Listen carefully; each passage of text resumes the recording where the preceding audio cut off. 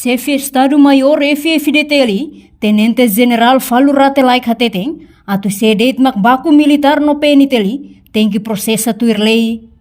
Falur ratou informação neba jornalista Sira, foi no encontro o comissário, inclui membros Sira, e a salão no comando geral, liga o caso jovem na Sanulu Racing Ida, nebe baku militar na Tolu, inclui cidadão Ida, liga o caso jovem na Sanulu Racing Ida, nebe baku militar na Tolu, inclui cidadão Ida, tá membro polícia trânsito e município Liksa foi na laisne. Nia dehan, regra iha ona, no car cidadão nebe baku membro PNTLI ne, no hatama iha sela, ho di processa tuir lei nebe vigor. No konaba cidadão Ida baku membro polícia iha Liksa, ne crime, no tem que processa tuir lei nebe iha.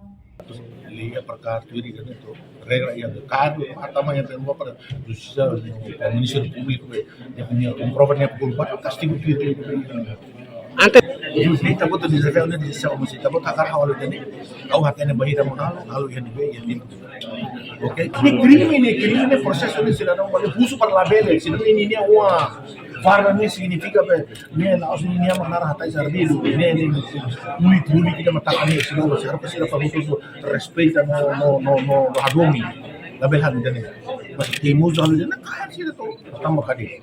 Enquanto Comissário Geral PNTLI Henrique da Costa Haktuir, caso nebe acontece em município Liksane, caso mangaling umalaran makta malu, banhira halau hela cerimônia cultural, lia lakona malu, ikus mais sirasona malu.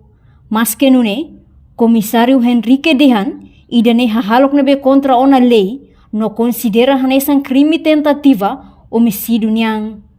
Nebe dadau ne processo investigação município Liksane niang, lau hela. Ini MSV, mas ini mau, tambah sira ini mawali malarang rasid, sira halal seremoni kultura, dia lakona mal, nebe sira son mal. Itu kisira mau maalim, mas tambah ini ya crime tentativa homicídio ini, parte investigação município de sana ini, hala processo e suspeito ini assegura ona e agora será assegurada para apresentar. Reportagem Melanie Conceição, Televisão Timor Post.